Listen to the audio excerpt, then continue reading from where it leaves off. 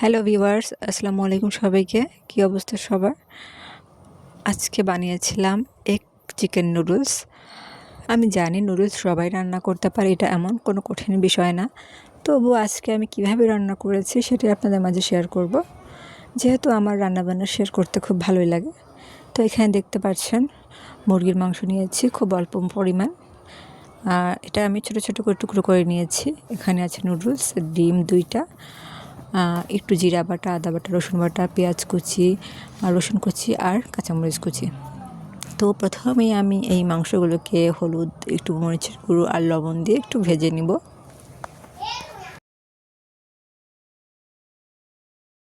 হালকা করে ভেজে নিয়ে এবার আমি আরও একটি কড়াইয়ে বেশ কিছুটা পানি নিয়ে তার মধ্যে একটু তেল আর লবণ দিয়ে নুডলসগুলোকে সিদ্ধ করে নেব। এভাবে করলে কিন্তু নুডলস একটার সাথে একটা মিশে যায় না তেলটা দিয়ে নিলে, তাই সেটাই আমি করলাম। এভাবে আমি 2-3 মিনিট সিদ্ধ করে নিয়ে নুডলসগুলো ঠান্ডা পানি দিয়ে ধুয়ে নেব, তাহলে নুডলসগুলো একদমই ঝরঝরে থাকবে। আর দেখবেন খুব যেন বেশি সিদ্ধ না হয়ে যায়।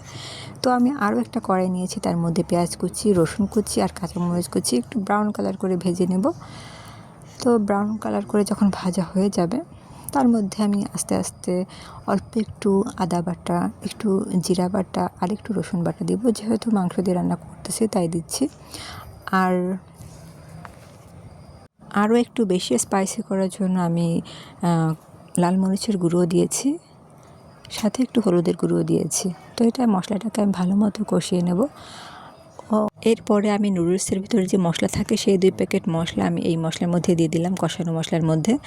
বাকিগুলো আমি নুডলস রান্নার শেষে ব্যবহার করব। তো দেখতে পাচ্ছেন এই ভাজা মশলার মধ্যে আমি মাংসগুলো দিয়ে কিছুক্ষণ ভেজে নিয়ে অল্প পরিমাণ পানি দিয়ে মাংসটা ঢেকে সিদ্ধ করে নিব।